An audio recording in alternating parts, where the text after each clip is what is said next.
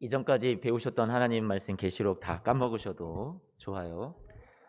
네, 까먹으셔도 좋아요. 다음에 또 다시 한번 여러분들과 공부할 시간이 있을 테니까 잊으시면 또 나중에 또 새롭게 배우는 것 같은 그런 신선함이 있잖아요.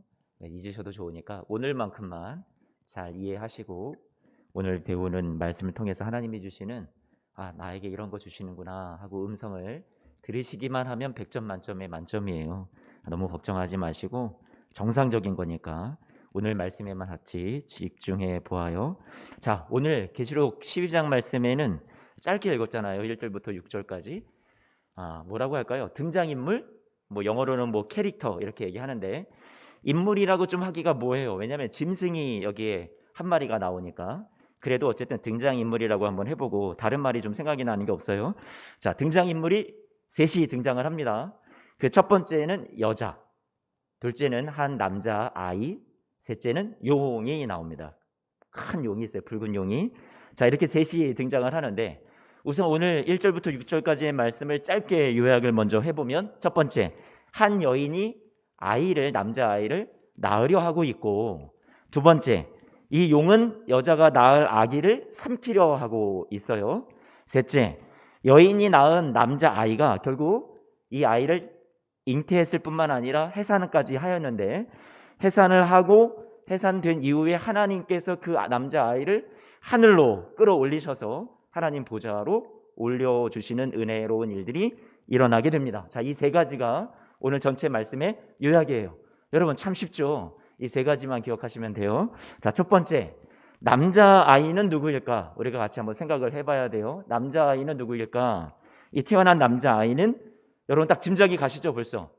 누구일 것 같아요? 송강자 권사님? 박명신 권사님? 누구일 것 같아요? 예수님! 예수님이라고 하려고 하셨었죠? 제가 다 알아요. 우리 권사님들 너무 이렇게 수석 우리 우등생들이시라서 잘 아시는 것 같아요. 자, 예수님. 이 예수님을 우리가 어떻게 알 수 있냐면 5절 말씀에 보니까 여자가 아들을 낳았는데 이는 장차 철장으로 만국을 다스릴 남자라. 철장으로 만국을 다스린다? 이 당시 사람들은, 이 믿음의 사람들은 이미 하나님 말씀을 잘 알아요. 그래서 시편 말씀이 당장에 떠올랐을 거란 말이에요. 시편 말씀에. 시편 말씀은 장차 다윗이 하나님으로부터 왕위를 받아서 그 왕이 자리가 잘 이어질 것을, 그 왕권을 찬양하는 그런 노래가 시편 2편 말씀인데, 이 백성들은 또 이것을 가지고 무엇을 생각했냐면 장차 이 땅에 오실 메시아는 바로 다윗의 후손으로서 이런 분이 오실 거야 라고 기대하고 있었던 거거든요. 그러니까 구약성경 시편 말씀에 나와 있었던 예언의 말씀, 시편 2편 말씀 같이 한번 좀 읽어봐요. 이렇게 써 있었어요. 내가 여호와의 명령을 전하노라. 여호와께서 내게 이르시되 너는 내 아들이라. 오늘 내가 너를 낳았도다. 9절 말씀에 내가 이 낳은 아들은 철장으로 이 세상의 권세를 깨뜨리고 부수리라. 이렇게 예언이 되어 있단 말이에요. 이게 다 누구를 생각하고 있었냐면, 그래, 장차 올 메시아가 오면 이 세상의 권세를 그가 가진 철장이라는 건 뭘 말하냐면 쇠 막대기를 말하는 거예요. 쇠 막대기. 그러니까 쇠로 만든 단단한 튼튼한 그런 막대기인데, 이것은 이 철장이라는 것은, 쇠 막대기는 왕권을 상징하는 거예요. 왕이 가진 힘, 권세, 다스림, 이런 것을 철장이라는 이러한 상징적인 것으로 표현을 해주고 있단 말이에요. 그러니까 시편 2편 말씀을 잘 알고 있었던 이 당시의 사람들은 이 요한계시록 말씀을 보면서 메시아구나, 예수님이 바로 철장 권세를 가지고 오신 바로 그분이구나 알 수 있었단 말이죠. 그러니까 지금 이 한 남자아이가 태어난다는 것은 우리는 메시아 예수 그리스도, 그분을 우리가 알 수 있겠죠. 자, 우리는 이 예수님께서 왕노릇한다라고 오늘 말씀을 하고 있는데, 그 예수님과 함께 저와 여러분들도 왕노릇을 하고 있단 말이에요. 그렇죠. 철장 권세로 다스리는 그 주님이 우리의 왕이시고 우리 교회도 함께 다스리는 자들이니까 저와 여러분들은 지금 왕노릇하고 있는지 아닌지 한번 자신을 보세요. 여러분 한번 자신 보세요. 여러분 어떠세요? 왕노릇하고 계세요? 자, 1번 왕노릇하고 있다 나는. 2번 왕노릇은커녕 내 삶이 참 너무 안쓰럽고 너무 힘들고 너무 구질구질하고 너무 고난뿐이고 여러분은 어떻게 생각이 되세요? 1번이에요? 2번이에요? 여러분, 예수님은 분명히 철장 권세를 가지시고 다스리는 왕이라고 하셨는데, 막 깨뜨린다고, 세상을 무너뜨린다고 하셨는데, 도대체 그 다스림이 뭐길래? 분명히 우리도 예수님 안에 왕 되신 주님과 함께 이 세상을 살아가고 있는데, 그분의 그 다스림, 그 권능, 어떤 그런 것들을 우리가 세상을 살면서 왜 그 힘을 우리가 못 느끼고 살아가냐는 말이에요. 이게 생각이 잘못되어 있어서 그래요. 바뀌어 있어서. 그러니까 예수님이 다스리는 이 철장 권세라는 것을 세상이 말하는 철장 권세, 왕의 권세와는 정반대죠. 세상이 말하는 것은 막 군림하고 경쟁해서 무조건 남을 짓밟고 이겨야 되고, 그리고 내가 성공하고 누려야 되고 혜택을 많이 받아야 되고, 이게 권세라면, 그게 다스림이라는 그 철장을 가진 것이라면, 예수님이 가지신 이 철장 권세라는 것은 누리고 짓밟고 남과 싸워서 이기고 그런 왕노릇하는 그런 노릇이 아니라는 얘기예요. 예수님이 가지신 철장 권세는, 진정한 왕이 되신 것은 우리를 위해서 십자가를 져주심으로, 자신을 내어주심으로 사랑의 왕이 되신 거죠. 그러니까 그 철장 권세를 가지신 예수님은 섬김과 사랑과 용서와 희생과 그 권세를 가지신 분이고, 그것이 진정 예수님을 왕이 되게 하신 철장 권세란 말이에요. 그러므로 예수 그리스도와 함께 이 땅에서 왕노릇 하시는 여러분도 이 세상을 왕으로 살아가시는데, 섬기는 왕, 사랑의 왕, 희생의 왕, 그렇게 살아가고 계시기 때문에 우리가 내가 왕노릇 하는구나 라는 것을 세상의 가치로 볼 때는 전혀 못 느낄 수 있다라는 거죠. 그래서 아프기도 하고 고난도 받고 상처도 있고 힘든 시간들을 우리가 지나가고 있어요.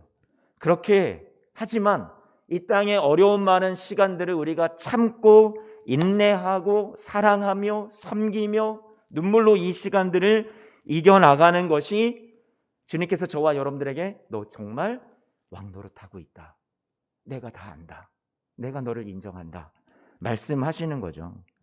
하나님 앞에 우리가 원망하면서 하나님 왜 이렇게 사는 게 힘들어요?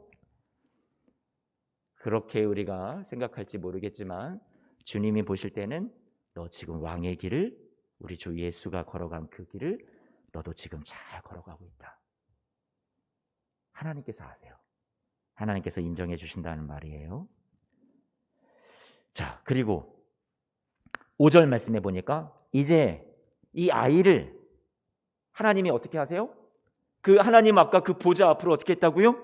끌어올려 가셨단 말이에요. 자, 끌어올리셨다. 왜 끌어올리셨어요? 용이 공격을 하려고 삼키려고 하니까. 그런데 끌어올리셨다라는 말이죠. 그 용이 공격을 하고 있지만 하나님이 이 아이를 지키시고 마침내 보호하시고 승리하게 하셔서 하늘로 끌어올리셨다라는 것을 강조하는 말씀이에요. 여기 말씀해 보니까 5절에 그 보좌 앞으로 올라갔다. 아니, 낳자마자 그냥 올라갔다? 그러면 이 말씀 짧은 곳 안에는 예수님이 당하셨던 고난, 메시아가 이 땅에 오셔서 받으셨던 그 모진 그 험난한 시간들은 하나도 포함이 안 돼 있고 낳자마자 그냥 바로 올라가신 것 같은데 이해가 안 될 것 같아요. 그런데 이 말씀은 무엇을 강조하는 거냐면 승리를 강조하려다 보니까 이 세상에서 지금 승리를 강조하는 것을 부각을 시키다 보니까 고난과 슬픔에 대해서 많이 부각은 하지 않고 있다라는 말이죠. 자, 또한 이 아이를 낳았다. 이 아이를 낳았다라는 것 자체가 의미해 주는 것은 무엇이냐면 예수님의 탄생에서부터 죽으심과 십자가에서 죽으심과 부활하심까지를 다 통틀어서 아이가 낳았다. 이렇게 계시록 말씀에는 상징적으로 얘기해 주고 있는 거예요. 제가 여러분 지금 드리는 말씀이 이해가 가세요? 자, 아이를 해산해서 그 고통이 있었단 말이에요. 그 고통으로 아이를 딱 낳았다라는 것은 예수님이 이 세상에 오셔서 그냥 태어나신 초림만을 말하는 것이 아니라 태어나셔서 십자가 고난을 당하시고 부활하셔서 승천하신 것까지 이 승리의 예수님을 낳았다라고 지금 표현하고 있단 말이에요. 예수님의 탄생과 죽으심과 부활까지를 다 합쳐서 낳았고 하늘로 올리셨다. 부활 이후에 승천하게 하셨다라는 말씀을 하고 있단 말이죠.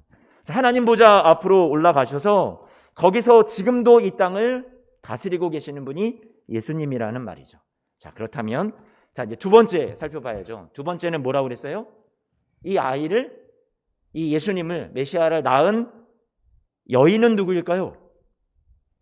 여인은 딱 정리를 하자면 결론부터 하나님의 백성을 말해요. 하나님의 백성. 지금 저와 여러분들 이 교회를 말하기도 하고요. 구약 시대에는 이스라엘 백성들을 말하기도 하는 거예요. 아니 목사님 이해가 안 돼요. 예수님이 교회를 낳았다면 몰라도 아니 어떻게 교회가 하나님 백성이 예수님을 낳습니까? 여러분 좀 이해가 안 되지 않아요? 그렇죠? 아니 예수님이 하나님의 백성을 낳아야지 하나님의 백성이 예수님을 낳았다고? 이게 무슨 말일까? 무슨 의미인지 제가 한번 설명을 드려볼게요. 자, 이 땅에 하나님의 백성들이 살아가는 그 고난이 결국 누구를 오시게 했냐면 예수 그리스도를 오시게 했다라는 얘기. 예수님이 이 땅에 태어나게 하신 그 이유와 그 동인에는 제공은 누가 했냐면 이 땅에 구원을 기다리고 고난 많은 삶을 살아가는 저와 여러분의 삶이, 하나님 백성들의 삶이 결국 예수님을 이 땅에 오게 하시고 우리를 위해서 십자가를 져주시고 우리의 모든 죄를 용서하실 뿐만 아니라 부활하셔서 우리에게 승리도 마련해 주신 그 놀라운 은혜를 낳게 하셨다는 얘기예요. 그러니 하나님의 백성이 누구를 낳은 거예요? 예수님을 낳았다. 예수님이 이 땅에 오게 했다. 예수님을 태어나게 했다.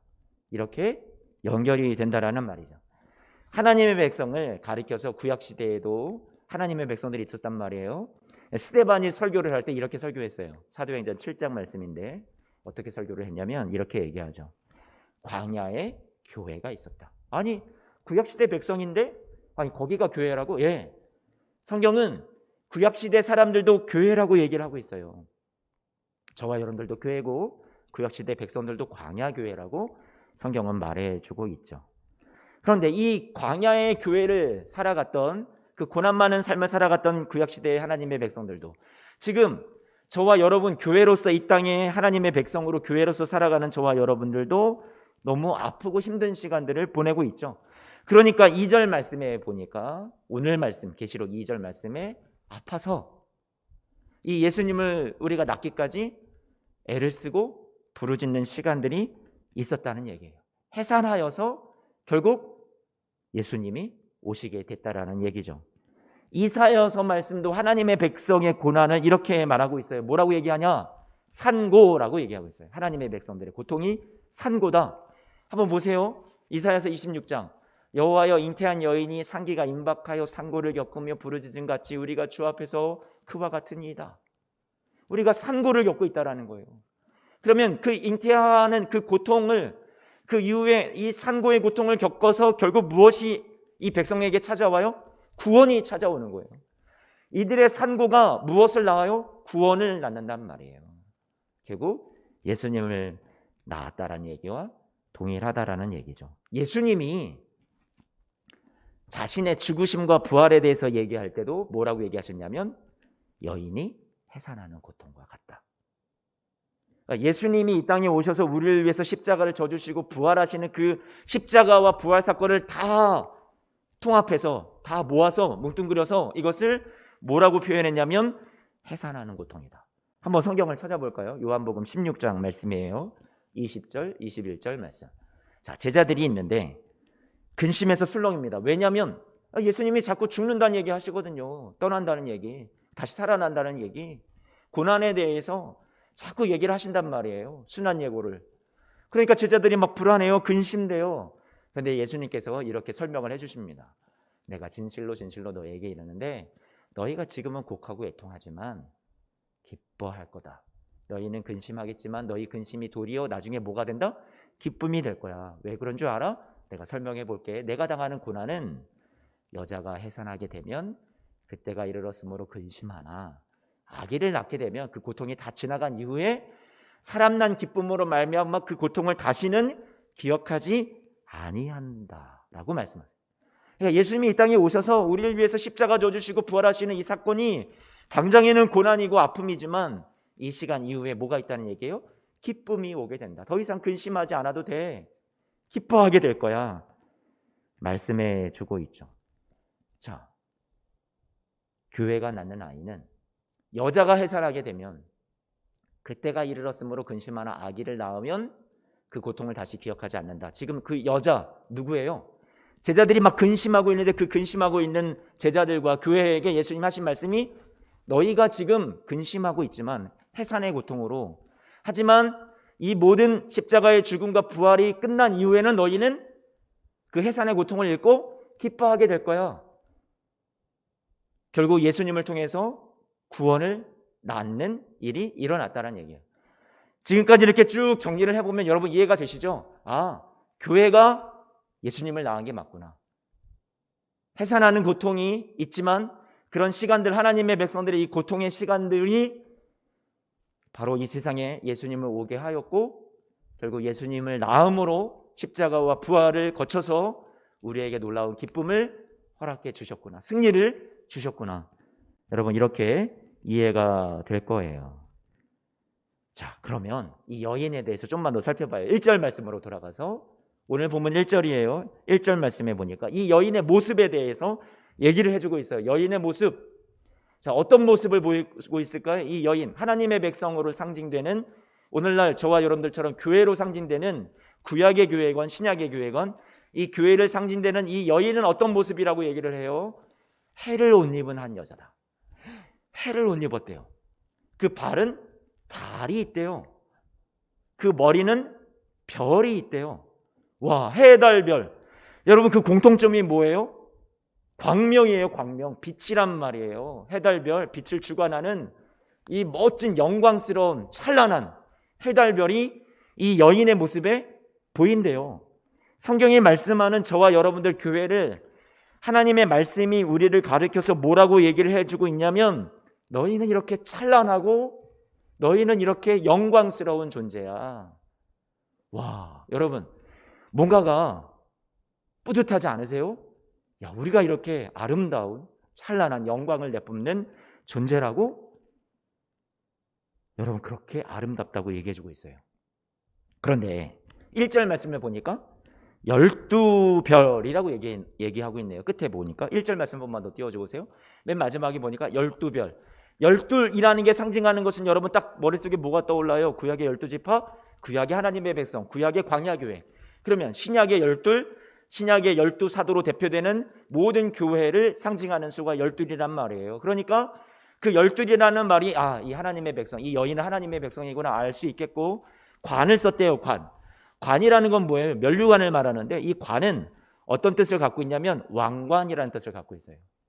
그 관이라는 그 말 자체에 왕관이라는 뜻을 갖고 있다고요. 자, 그 왕관을 저와 여러분들에게 씌워주셨대요. 하나님의 백성들에게. 얼마나 아름답게 여러분을 치장해 주시는 거예요. 이사야서 말씀에 62장 말씀을 보니까 저와 여러분 이 하나님의 백성에게 하나님이 왕관을 씌워주시면서 너무 기뻐하시는 거예요. 아름답다고.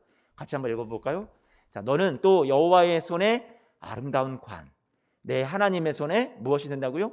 왕관이 될 것이라. 와, 여러분들어 왕관을 쓴 그런 아름다운 존재라고 말씀해주고 있어요. 5절 말씀해 보니까 또 이렇게 말해요. 마치 청년이 처녀와 결혼한 같이 내 아들들이 너를 취하겠고 신랑이 신부를 기뻐한 같이 내 하나님이 너를 어떻게 한다고요? 기뻐하시리라. 하나님이 저와 여러분들을 바라보면서 너무 아름다워서 신부 삼고 싶은 그런 너무 찬란한 영광스러운 그런 여러분들의 모습이라고 여러분을 그렇게 지금 띄워주고 계세요. 신랑이 신부의 모습을 보고 아름다운 관을 쓴 모습을 보고 홀딱 빠져가지고 너무 예쁘다, 너무 아름답다 하는 것처럼 하나님이 여러분 보시면서 그렇게 봐주신다는 얘기죠. 여러분은 하나님의 눈에 그 존재 자체로 이렇게 기쁨이래요. 영광스럽대요. 하나님의 눈에 콩깍지가 끼신 거죠. 왕관은 아름답기도 하지만 아까 말씀드렸듯이 면류관이라는 건 관은 왕관, 다스린다라고 얘기했잖아요. 그러니까 아까도 말씀드렸지만 저와 여러분들은 다스리는 자가 된다라는 거예요. 주님과 함께 섬기는 왕으로, 사랑의 왕으로, 철장 권세를 가진 그 주님과 함께 저와 여러분들이 다스리는 자가 되었다라고 얘기하는데, 그 근거가 뭐예요? 어디에서 찾을 수 있어요? 계시록 말씀해 보니까 20장 말씀인데요, 이렇게 말씀하고 있습니다. 우리 6절 말씀 끝에 여기를 한번 읽어봐요. 그리스도와 더불어 무엇한다고요? 왕노릇하리라. 누가요? 저와 여러분들이요. 와, 우리 존재가 이런 존재구나. 우리는 왕노릇하는 존재구나. 우리는 주님의 눈에 주님께서 너무 아름다워서 막 어쩔 줄 몰라 하고 막 기뻐하시는, 야, 우리가 이렇게 주님께 사랑받는 존귀한 자들이구나. 해와 달과 별들로 우리를 막 입혀주시는, 야, 그렇게 아름답게 우리를 도와주시는 우리 주님이시네. 내가 이렇게 삶이 힘들고 고단하다고 해서 내 존재가 정말 가치가 없는 게 아니었네.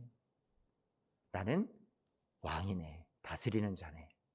나는 주님의 눈에 보석보다 더 찬란한 해달 별을 입고 있는 존귀한 하나님의 백성이네. 여러분 어때요? 자긍심이 생겨야 된단 말이에요. 자긍심이. 앞에 사진 한번 보여주세요. 혹시 위에 자녀들이 있어서 이 사진을 보여주려고 그랬는데 사진이 안 나오나요? 네, 이상하네요. 사진이 왜 안 나오죠? 분명히 집어넣어져 있을 텐데. 자, 여러분 옆에 사람 한 번만 얼굴 쓱 쳐다보세요. 어때요? 자, 눈이 부셔야 돼요. 여러분 눈이 부셔야 돼요. 해달별을 입고 계신 분이란 말이에요. 그렇죠? 해달별을 입고 계신 분이에요. 찬란해요. 영광스러워요. 아름다워요. 주님의 눈에 그렇게 아름답대요. 여러분 지금 정말 아름다운 분들이에요. 아니 그런데 이해가 안 되는 게 있어요. 지금 우리 모습을 보면 실제 아름답진 않거든요. 그러니까 여러분들이 아름답지 않다라는 게 아니라, 여러분 다 아름다우세요. 우리 권사님들도 다 너무 고우세요. 한때 소시적에 너무 예쁘신 우리 분들이셨는데 지금도 여전히 예쁘세요. 우리는 지금 우리의 모습을 볼 때 신실하지도 않고 하나님 앞에 믿음의 모습을 제대로 보여주고 있는 것 같지도 않고, 아니 이 계시록 말씀에 분명히 이 세상에 존재하는 이 지상의 교회를 대표하는 소아시아의 7교회에 향한 말씀에서도 분명히 막 책망도 하셨었단 말이에요. 그런데 그래도 아름답다고? 아니 어떻게? 그런데 아름답대요. 에베소서 5장 말씀에 이런 말씀이 있죠. 에베소서 5장 말씀이에요. 남편들아 아내 사랑하기를 그리스도께서 교회를 사랑하시고 그 교회를 위해서 자신을 주신같이 하라. 교회를 사랑하셔서 그 교회를 위해서 부족해도 연약해도 죄 많아도 그래도 그들을 위해서 자신을 주심같이 그만큼 사랑하셨대요. 자, 26절 말씀에 어떻게 해요? 이제 여러분들을 물로 씻어서 말씀으로 깨끗하게 하셔서 저와 여러분들 어떻게 만드신다고요? 거룩하게 하시고. 그래서 구원하신 거예요. 여러분들이 물로 씻어 깨끗해졌고 거룩했기 때문에 구원하신 게 아니라, 그래서 사랑하신 게 아니라, 죄 많고 부족했는데 그런 여러분들을 구원해 내셔서 씻고 깨끗하고 거룩하게 만드셔서 27절 말씀 중요해요. 같이 한번 읽어봐요. 자기 앞에 어떻게 해요? 영광스러운 교회로 여러분들을 어떻게 해요? 세우신대요. 아멘이죠. 여러분 이때 아멘 같이 한번 해봐요. 아멘. 이렇게 세우신다는 거예요. 티나 주름 잡힌 것이나 이런 것들이 없이 거룩하고 흠이 없게 하려 하십니다. 여러분 아멘. 와, 정말 대단한 은혜를 우리가 받은 거구나. 어떻게 이런 못난 우리 같은 교회를 위해서 그리스도께서 자신을 주시고, 자격도 없을 때, 내 안에 이유도 찾을 수 없을 때 우리를 위해서 당신의 생명을 주실 뿐만 아니라 우리를 물로 씻어 말씀으로 깨끗하게 거룩하게 하셔서 당신 앞에 영광스러운 교회로 티나 주름 잡힌 것이나 이런 것들이 없이 거룩하고 흠 없이 우리를 세우신다. 그렇게 저와 여러분들을 축복해 주시고 그렇게 만들어 가시겠다라고 강력한 의지를 우리 앞에 말씀을 통해서 표명하신 거죠. 구약 성경에도 구약의 그 백성들을 이렇게 축복합니다. 이사야서 말씀에 나오는데 그 백성들 당시에 이런 말을 들을 자격이 전혀 없었어요. 당치도 않은, 어떻게 이런 허구한 날 우상 숭배하고 하나님 배반하고 떠나는데 그들에게 주님이 뭐라고 말씀하세요? 이렇게 말씀하십니다. 다시는 낮에 해가 내 빛이 되지 아니하며 달도 내게 빛을 비추지 않을 것이요 해 달이 필요 없다. 왜인 줄 알아? 오직 여호와가 내게 영원한 빛이 되어서 내 하나님이 너의 영광이 될 거니까. 20절 말씀에 이렇게 말해요. 다시는 내 해가 지지 아니하고 내 달이 물러가지 아니할 것은 너가 갇힌 그 빛이 절대로 너를 떠나지 않아. 여호와가 너의 영원한 빛이 되고 내 슬픔의 날이 끝날 것이야. 21절 말씀에 내 백성이 다 어떻게 된다고요? 의롭게 되어서 영원한 땅을 차지하리니 바로 너희들은 내가 심은 가지고 내가 손으로 만든 것으로 나의 영광을 어떻게 하신다고요? 너희가 나타낼 자야. 여러분 아멘이시죠? 얼마나 귀해요. 이게 저와 여러분들의 교회의 모습이래. 이 땅에 영광이죠. 감사하죠. 그렇죠? 마지막 세 번째, 이제 뭐 찾아볼 차례예요? 용. 그 큰 용이 도대체 누구냐? 3절 말씀에 보니까 3절 말씀 한 번만 띄워줘 보세요. 크고 붉은 용이 있는데 악한 세력을 말하는 거죠. 마귀라고 하기도 하고 사탄이라고 하기도 하는데, 마귀라는 거 우리가 한국말로 이렇게 표현할 때는 헬라어적인 신약적인 표현이고요. 사탄이라고 할 때는 구약적인 표현이에요. 구약의 사탄이라는 말은 대적하는 자, 이런 의미를 가지고 있어요. 자, 그래서 이게 같은 말이에요. 마귀나 사탄이나 의미는 같은데요. 자, 어디 이 용이 누군지를 어떻게 알 수 있느냐? 9절 말씀. 여기 오늘 말씀에서 조금만 더 뒤로 가면 9절 말씀이 이렇게 얘기해요. 큰 용이 내쫓기니 옛뱀 곧 마귀라고도 하고 사탄이라고도 하며 온 천하를 꿰는 자라라고 말씀해요. 아, 이 용은 누구라고요? 마귀라고도 하고 사탄이라고도 하는 자구나. 하늘에서 이 쫓겨난 이 뱀, 마귀, 사탄이라고 불리는 이 짐승이 하나님과 교회를, 이 하나님 백성들을 막 대적하는 존재로 성경에서 지금 묘사가 되고 있는 거죠. 근데 이 용이 뿔이 있대요. 뿔이. 머리는 7개고 뿔은 권세와 능력을 상징을 하는데요.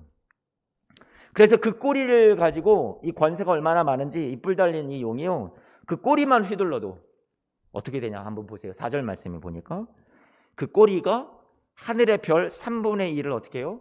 끌어다가 땅에 던지더라. 아까 12별이라고 했죠. 그 별에 관을 씌워주셨다, 왕관을 씌워주셨다 그랬는데 3분의 1의 별을 끌어다가 땅에 던진다라고 얘기를 하고 있네요. 이게 무슨 말이에요? 하나님의 백성들을 별이라고 하면 이 대적인 용에 의해서 이 땅에 하나님의 백성들이 고난당한다라는 것을 말하고 있는 거예요. 힘든 시간들이 분명히 있다, 우리에게. 하지만 여기서 끝이 아니라, 자, 여기서 이렇게 끝나버리면 3분의 1을 다 땅에 던지고 막 고난과 박해만 있다 그러면 얼마나 슬퍼요. 그런데 거기서 끝나는 게 아니라 5절 말씀으로 넘어가서 5절 말씀에서 뭐라고 얘기하냐면 소망을 얘기하고 긍정적인 우리에게 소식을 전해주는데, 5절 말씀을 같이 한번 읽어봐요. 시작. 여자가 아들을 낳으니 이는 장차 철장으로 만국을 다스릴 남자라. 그 아이를 하나님 아까 그 보좌 앞으로 올라가더라. 극적인 위기의 상황에서 용은 아이가 태어나면 자신에게 치명적인 결과가 초래될 것을 알고 있었으니까 해산하려는 여자 앞에서 아이가 태어나면 아이를 삼키려고 했단 말이에요. 태어나지도 못하게 하려고 막으려고 했는데, 그 공격이 있을 때 하나님께서 이 아이를 하나님 보좌 앞으로 올라가게 했다고 말씀하고 있죠. 승리하게 하셨다, 이 말이에요. 예수님이 이 세상에 오셨지만 고난이라는 것이 있었고 십자가가 있었지만 부활하시는 승리하심을 하나님께서 허락하여 주셨고, 그 승리 이후에 승천하여서 지금도 철장 권세를 가지고 세상을 다스리는 섬김의 왕, 사랑의 왕으로 이 하나님 나라를 지금 다스리고 계시다. 그 소망의 승리된 멋진 모습을 지금 5절 말씀에 딱 저와 여러분들에게 말씀으로 꽝꽝 도장을 찍고 계시단 말이에요. 승리를 지금 강조하는 말씀이 5절 말씀이에요. 여러분 눈에 그게 보이셔야 되는 거죠. 5절은 승리를 강조한다. 아, 이미 승리하셨다는 얘기구나. 이 아이가 죽은 것이 아니라, 이 대적 용에게 해함을 받고 끝난 것이 아니라 그 모든 해함과 그 고난과 그 어려움을 뚫고 승리하여서 하나님 보좌 앞으로 올라갔구나. 저와 여러분, 아이뿐만 아니라 그 아이와 함께 왕노릇하고 있는 저와 여러분들을 향해서 주님께서 주시는 메시지가 뭐냐면 최후 승리는 확보되어 있다. 여러분 그 말씀을 지금 하고 있는 거예요. 승리가 확보되어 있다. 그래 놓고서 5절 말씀에 그리고 6절 말씀에 이제 뭐라고 말씀하시냐면 이제 이 여자가 그 승리를 눈으로 보고 아이가 승천한 이후에 그 여자는 어떤 시간들을 겪게 되냐. 여자는 누구라고 그랬어요? 교회라고 그랬죠. 교회는 이 땅에서 어떤 시간들을 보내게 되냐? 광야에 들어가게 된다. 저와 여러분들이 이 광야에서 어느 시간을 보내요? 1260일을 보낸다. 제가 여러분들과 이 1260일 나눴었죠. 한때, 두때, 셋때, 반. 3년 6개월. 정확하게 문자적으로 3년 6개월이 아니라 한때, 두때, 셋때, 반은 다니엘서에서 말하는 이 땅의 교회, 하나님의 백성들이 살아가는 고난 많은 시간을 상징하는 수라고 말씀을 드렸었어요. 기억이 나시죠? 42개월 생각이 나실 줄로 알아요.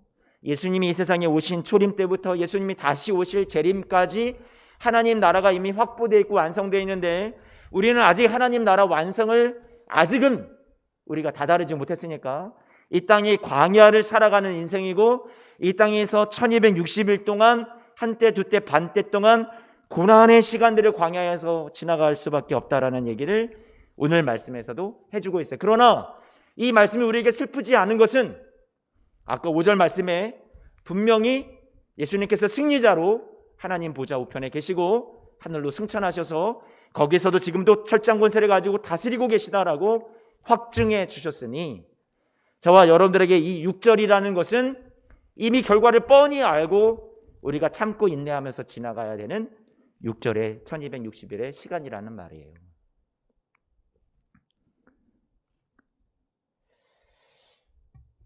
그런데 이곳에서 1260일 동안 6절 말씀 한 번만 더 띄워줘 보세요.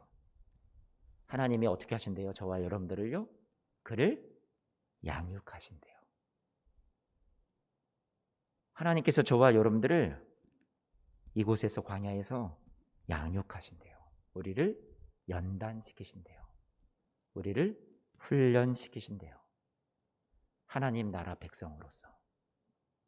고난이라는 것은 우리에게 슬픔만이 아니라 진정 우리에게 고난 뒤에 영광이 진정 나에게 영광 되도록 하나님께서 저와 여러분들을 빚어가시는 시간이라는 말이죠.